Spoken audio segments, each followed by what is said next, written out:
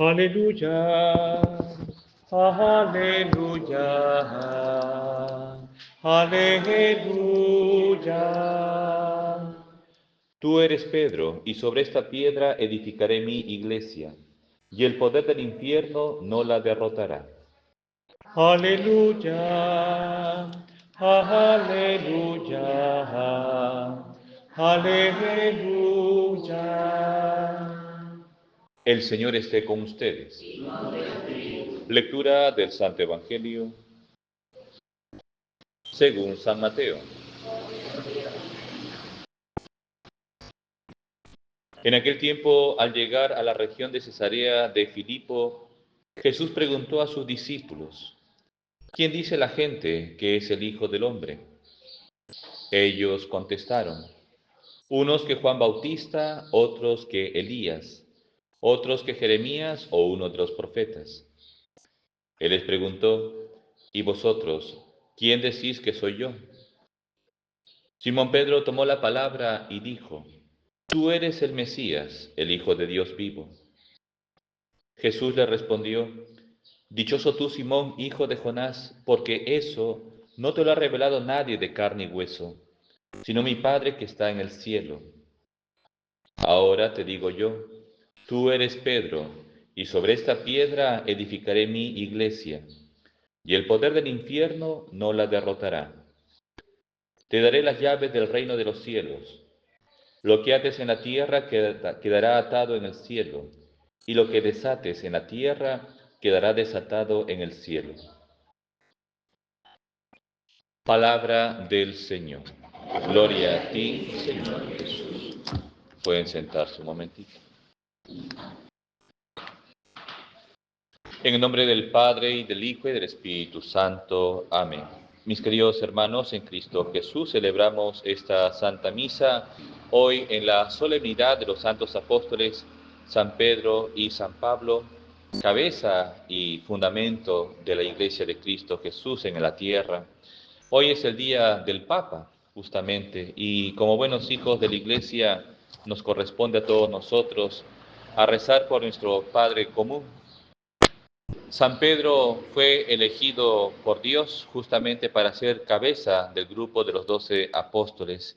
Y el Señor conocía bien a Pedro, ¿no? En los textos del Evangelio, que se narran sobre todo en San Marcos, se puede ver un poquito cómo era la personalidad de San Pedro. San Pedro era un hombre maduro, pescador, rudo por la profesión, una persona que se sentía muy segura de sí misma, ¿no? Con autoridad, con voz de mando, una persona que siempre quería sobresalir por encima de los demás, era su modo de ser.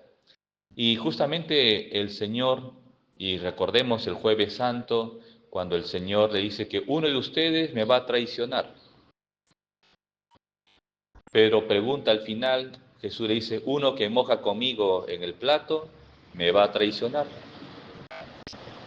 Todos se van a escandalizar y me van a dejar solo. Y ahí Pedro dice: Señor, aunque todos se escandalicen, yo no. Yo no. Yo seré fiel, yo te voy a seguir, hasta daré mi vida por ti. Bueno, es Pedro. Y el Señor le dice: Pedro, hoy, antes que cante el gallo, me habrás negado 3 veces. Y ocurrió eso. Frente a una muchachita, una jovencita, Pedro se pone a temblar, niega al Señor.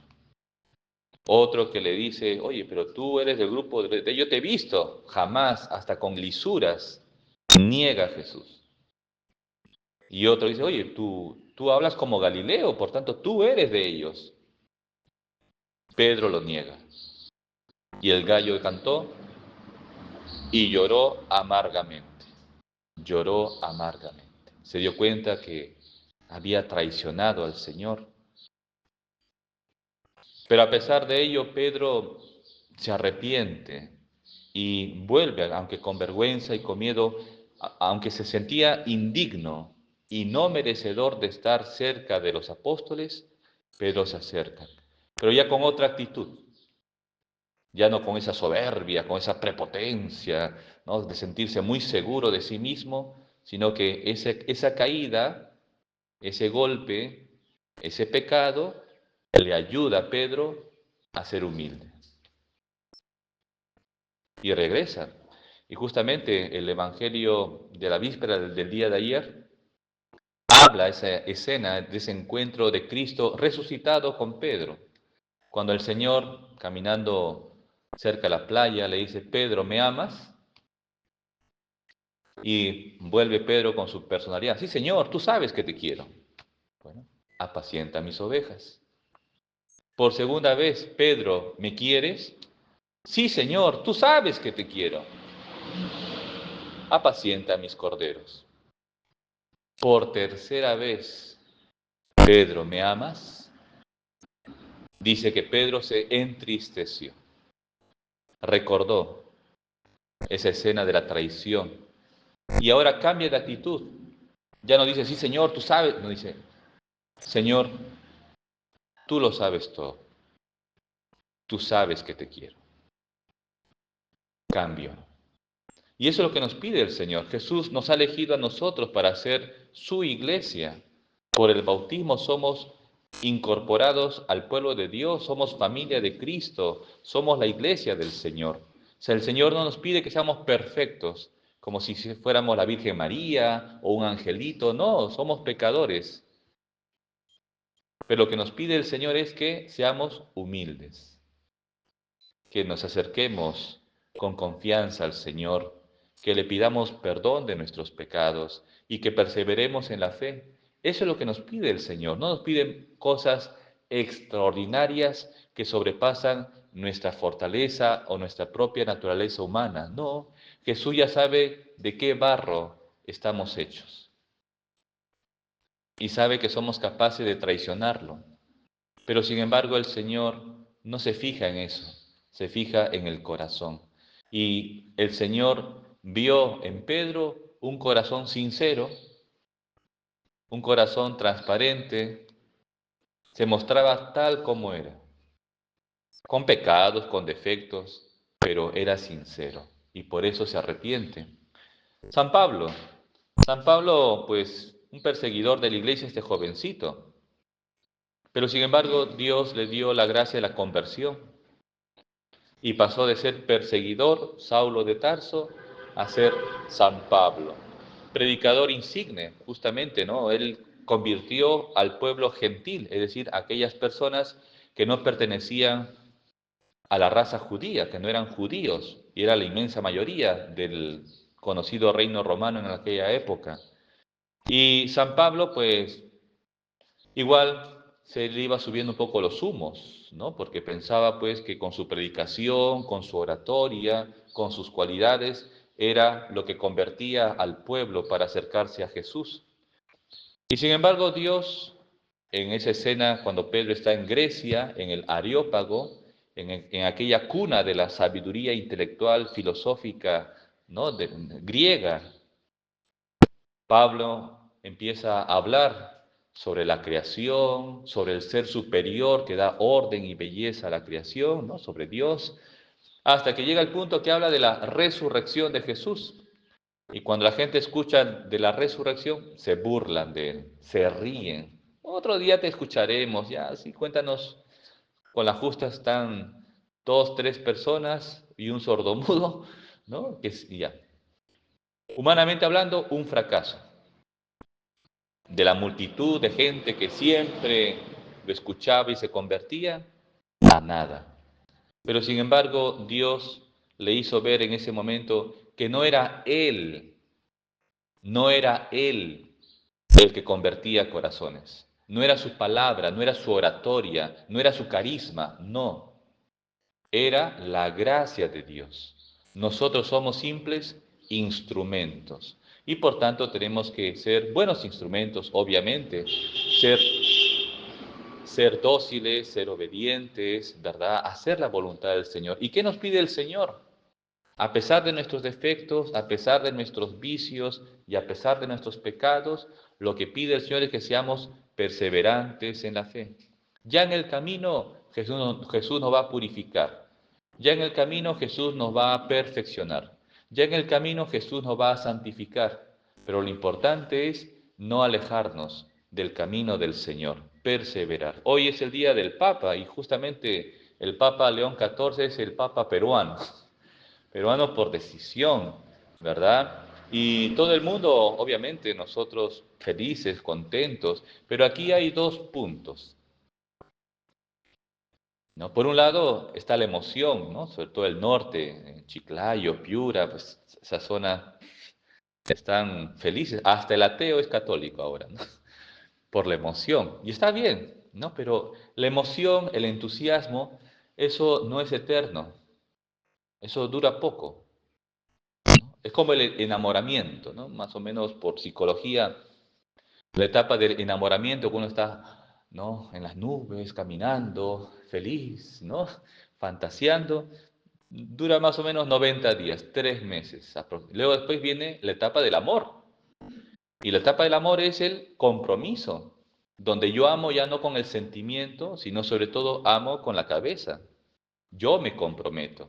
Yo quiero ser fiel. Yo quiero estar con él o con ella. Yo quiero.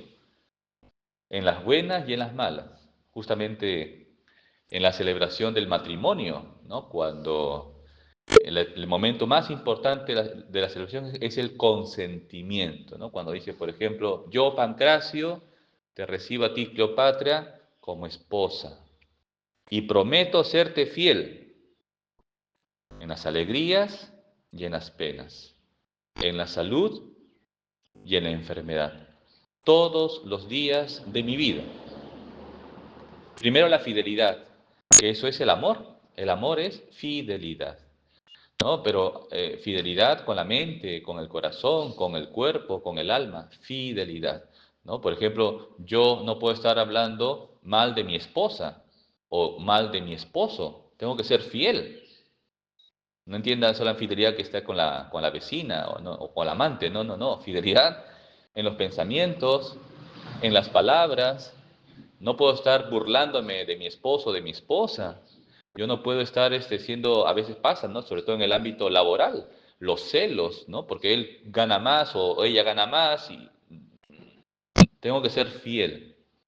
¿Se entiende? Por tanto, no solamente es el aspecto sexual, sino sobre todo de la mente, del corazón, de los sentimientos, del afecto. Bien, en las alegrías y en las penas, o sea, en cada momento de nuestra vida, en la salud y en la enfermedad.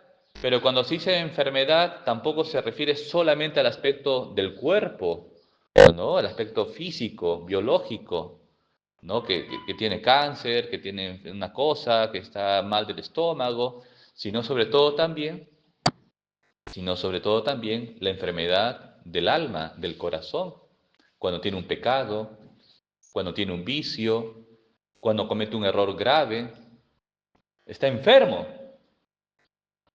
Y yo he prometido amarlo o amarla en la salud y en la enfermedad. Claro que a veces duele, pero no olvidemos, quién va a hacer justicia, ¿quién será? Dios. Nosotros no. Nosotros sigamos perseverando en el bien, sigamos caminando por el camino del Señor. Claro que cuesta y a veces uno lo puede interpretar que tengo que llevar una cruz. Bueno, pero también hay casos y casos, obviamente, ¿no? Si la otra persona realmente es una persona mala, digamos, obviamente que ahí sí tiene que haber una separación. No podemos condenar a una mujer o a un hombre a un infierno toda su vida, aunque estén casados por la iglesia. No se puede permitir. Y la iglesia ya no lo permite. Antes, sino, bueno, hijita, pues te casaste con un borracho y mujeriego, aguanta, pues tú. No, no, no, no, no, ya no. Y eso no es así. No se puede permitir condenar a una persona a un infierno aquí en la tierra. No, obviamente habrá que perdonar, pero ese es otro tema, ¿verdad? El Papa, bien. Después de la emoción que viene el compromiso. Por tanto, el segundo punto es comprometernos con nuestra fe. Si el Papa es peruano, pues nosotros como católicos en el Perú tenemos que rezar por el Papa, somos sus hijos y tenemos que comprometernos muchísimo más. ¿En qué sentido? Pues fortalecer nuestra fe, y hacer que el pueblo peruano, nuestra sociedad, sea una sociedad cristiana, donde se respete justamente las leyes de Dios, donde se ame el nombre de Cristo, donde se respete los signos cristianos. Y por eso nosotros tenemos que formar a los niños, a los jóvenes, tenemos que preocuparnos nosotros mismos porque nuestra fe se extienda más, purificar nuestras costumbres, purificar nuestras tradiciones, es decir, tenemos que fortalecer más nuestra fe. Y el Papa lleva mucho peso sobre sus espaldas. Bueno, todavía está jovencito, ¿no? Pero bueno, es un peso muy grande, porque cuando él muera, como el Papa Francisco, no solamente le van a pedir cuenta de su vida, de sus pecados, no, también de toda la iglesia, de sus decisiones, de sus actos. Es un gran peso que lleva. Por eso él confía en nosotros y lo dice muchas veces. Él pide oraciones, Él quiere que nosotros, como hijos, lo estemos acompañando en este caminar suyo de gobierno de la iglesia. La autoridad no es para ser un déspota o para aprovecharse y manipular al más pequeño, sino que la autoridad es para servir a los demás. Por eso recemos por el Papa, pidamos por el Papa León, que es el Papa peruano, y que nos comprometamos a nuestra fe, que realmente amemos a la Iglesia y la defendamos, ¿no? De tantas críticas, tantas ofensas, ¿no? De mucha gente que de repente no tiene ese conocimiento o de repente que no ama propiamente por diversas circunstancias. Nosotros como Iglesia procuremos dar buen ejemplo y ayudar a que la gente conozca a Cristo y ame a la Iglesia. En el nombre del Padre, y del Hijo, y del Espíritu Santo. Amén.